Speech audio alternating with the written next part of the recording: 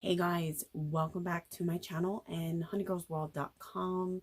I hope you guys are having the most wonderful holiday season and everybody is staying safe and masking up.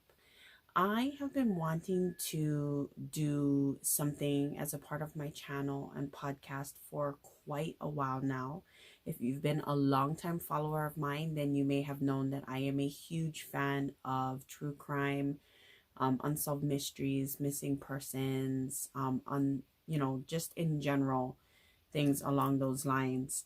I watch a lot of documentaries and I am a huge old school fan of unsolved mysteries, Robert Stack, and a number of different things for a while now. Over the last few years, I've been making changes to my YouTube channel to really just incorporate more lifestyle things. And I want to get on a kind of routine schedule where, a couple times a week, I have themed days of things I want to do. And to kick all of this off, I am coming to you guys at the end of 2020 or beginning of 2021 with a new type of video series that I'm going to do, kind of a true crime Tuesday, murder mystery, unsolved mysteries, missing persons type of deal.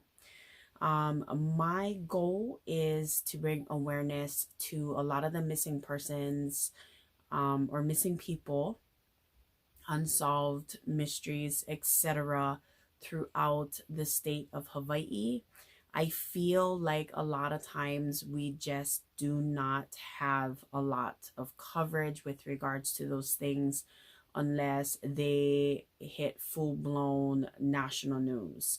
One of the things that I really don't want to draw necessary attention to, but something that I noticed that happened within the last couple years was a missing hiker. And if you search for, on YouTube for missing persons or for unsolved or just a lot of other things, you'll see cases like, let's see here, the Vallow case with the Lori Vallow Daybell, that is flooding all through social media, YouTube, and online. And the fact of the matter is while she did live here, unfor- you know, unfortunately for those beautiful kids, um, who they ended up finding, other than her ties to actually owning a house here or living here, it has nothing to do with Hawaii, but they do, come up consistently. Another case that I know happens is with the missing hiker here on Maui, for Amanda Eller. That case got national attention and probably worldwide attention in some cases, where this woman was missing in the local Hawaii forest on my island here on Maui, for 20 plus days, and they ended up finding her. I have my opinions on that, but I'm not going to state it. But when you do searches for missing on Maui or missing Hawaii, the Amanda Eller situation comes up pretty often. And it just kind of takes away from the importance of other cases. So I really wanted to try to do something like a true crime or missing persons or unsolved murder mystery type thingamabob. And I'm going to do it kind of like a true crime Tuesday kind of deal. It may be some sit down talk stories. I got my coffee in hand here. My coffee today is the Cafe Bustelo espresso with some creamer. I've been really enjoying that, but I figured I would do a sit down talk story. This is not something that I have a teleprompter for, so you guys are going to see me reading from my notebooks, taking my notes, talking as free as I can. and I'll be putting as much information down below. I may not have a lot of information because my goal is to bring awareness to some of these cases. And one of these cases, the one I'm going to talk to you about today, there really is not that much information out there on it. And so, yeah, I want to share that with you guys. I'm hoping that it will help to bring awareness, because Maui, or Hawaii in general, is actually a really small place. We are considered the melting pot of the United States, or the melting pot of the Pacific, because we have a lot of travelers here that come, they visit, tourists, what have you, people who buy timeshare. But we also have a wide range of nationalities available here because of plantation days, working in the pineapple and in the cane fields. We've had a lot here. So we really are a melting pot, and I'd like to be able to bring more awareness to some of the things that are going on here. My channel is small, but I think just to have something be said and maybe bring not only attention but a voice to some of these cases, I think will be great. Anything that I state here on these are going to be you know, cited down below if I find any information. This is what you would consider for entertainment purposes, but bringing some form of awareness for these people, their families, etc. And yeah, what I state is my own opinion, not the I'm reading from someone else's opinion, I'll put it down below, but ultimately that's what's it. So today we are going to be talking about the missing person case that is from here on Maui. It is with regards to a local boy here by the name of Ikaika Gamponia. Ikaika Gamponia went missing from the Kahakuloa area and was last seen on January 16th, 2019. So it is about to be 2 years since he was last seen. Ikaika Gamponia was 28 years old during the time of his disappearance. He was 5 feet 8 inches tall and roughly approximately 200 pounds. He had black hair, or has black hair, and brown eyes. Family members have put out a $5,000 reward for any information leading to Ikaika or the recovery of his remains. There was a possible sighting sometime last year in the Jack in the Box area in Wailuku. Now, this Jack in the Box area is located on the corner of Wai'ehu Beach Road and Lower Main Street. They had seen them there, but there has been absolutely no confirmation whether or not it truly was him, and his family is looking for him. His dad, Steve, also known as Steve Gampi or Gamponia, has been really trying to keep the community updated and trying to get as much information as possible. There's a lot in this situation that's been going on. His mother had passed away not too long after his birthday of that year, after he had gone missing. Family members state that she had passed away due to a broken heart, and there has been little to no information available on his disappearance. No confirmation. They have him stated on things like namis.gov, as well as the local Maui Police Department website, and so forth. There has been a lot surrounding this case, controversial wise. Rumor has it that when Ikaika went missing on January 16, 2019 from the Kahakuloa area, that he was involved in a supposed police chase. There has been no confirmation from the local police department on whether or not that indeed happened. However, people in the surrounding area as well as witnesses said that Ikaika's car was being chased through the Kahakuloa area and it had flipped over. He fled the scene on foot thereafter, and he has not been seen since. People have seen the turned over vehicle on the side of the road or on the cliff side as well. Now, if you're not from the Maui area or you're not from Hawaii in general, have never visited here at all, the Kahakuloa area is a coastal line area. Kahakuloa is a small town located on the northwest side of Maui. To get there, you would have to travel through town, through Wai'ehu and Waihe'e, which are small little towns, you know, old school towns in those areas, and then take a winding road that is on the side of essentially a cliff. The road itself is not only winding and curving, it's very narrow. There's little to no shoulder in many of the places. As you're getting through that area, it's a beautiful drive. People talk about the drive to Hana as being beautiful, but the drive to Kahakuloa or going around the backside of the island is actually a beautiful drive. But it is unlike Hana's road or the road to Hana in that it has a lot of unpaved areas. There are narrow shoulders or no shoulder at all. In some cases, you actually need to yield to oncoming traffic because a lot of it is one lane.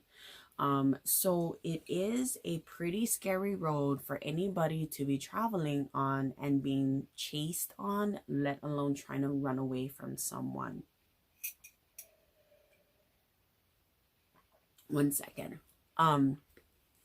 So, you know, the rumors that are going around, the information that is going around with regards to Ikaika's disappearance is that he was last seen in that area, essentially running away from what seemed to be, or what people kind of thought to be a police SUV. It is unknown whether or not, you know, police officers actually came out of the SUV or what happened.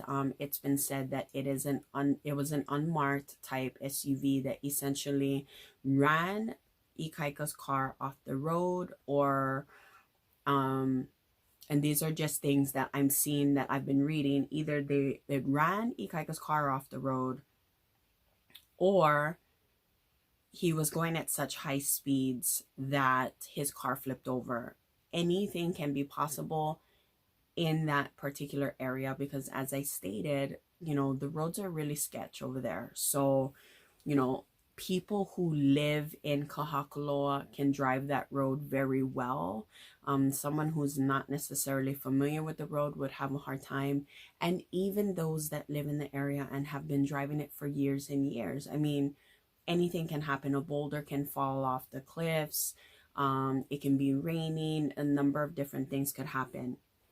And as many people know who live in Hawaii, January is a pretty wet month here, January and February. So the roads could have been pretty, you know, slippery, and anything could have happened. But ultimately, as I stated before, rumors and, you know, people who have commented on the Find Ikaika Gamponia page on Facebook, commented on news articles and so forth, have stated that he was actually running away from the police and involved in a police chase. However, as I stated before, those that did say that said that the people that were chasing him in that car chase were in an unmarked vehicle. So, you know, nobody really truly knows. There's no license plates involved or anything of the sort. And our local police department basically states that that didn't happen. So, you know, nobody knows. The family is basically up in arms and has no idea. There is a lot surrounding this case with regards to controversy.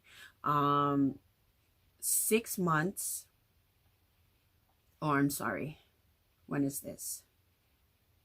February 19th, 2018, Ikaika Gamponia was arrested and sentenced to 6 months in jail because he was involved in driving a stolen rental car. And so they ended up finding him at Maliko Gulch in Haiku, which is on the opposite side of the island. He was sentenced to 6 months, and he basically did his time within, within that time frame. Reports say, and newspaper articles talk about how when he was sentenced to those 6 months, the judge as well as the police detective during that time had stated that, he was young and essentially, very vulnerable and very impressionable. And people that he knew, people that he was around, whether family members, friends, etc., were involved in drug use. And, once you're involved in drugs, it basically, it's a relationship killer. It is a, just the life in general. It sucks everything away from your life. It sucks everything out of you. And, they do believe that he being involved in drugs and so forth contributed to him being arrested, being around the wrong people. A lot of family members that I've been reading that have been commenting have stated that, he really was a good kid, which you see a lot of times. Family members come to bat for something along these lines, especially when the information is really not out there. But, family members have stated that he was a good kid growing up, wrong place, wrong time, wrong crowd, wrong influences. And, therefore that could have definitely contributed to what it is he was going through. Ultimately, as I stated before, they have a $5,000 reward for information leading to Ikaika, or the recovery of his remains. Again, I'm going to state that Ikaika Gamponia went missing from the Kahakuloa area after a supposed police chase. He was last seen on January 16, 2019. He was 28 years old at the time, 5 feet 8 inches tall, 200 pounds, with black hair and brown eyes. I'm going to go ahead and input his picture here so you guys can kind of see what he looks like, have an idea. His family just wants any type of information, which I think is so important in something like this.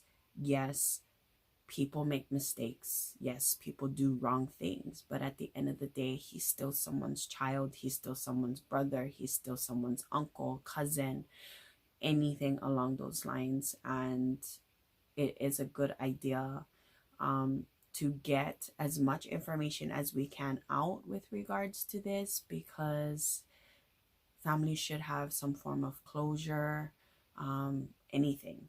And as I stated before, the Maui Police Department has stated that there was no police chase, and it took them a while after the police report was filed. Apparently, from what family members have said, after the police report was filed, it took them a while to actually file the report and then to get any type of news coverage or anything like that. If you do a search online or Google, there really is little to no information on him.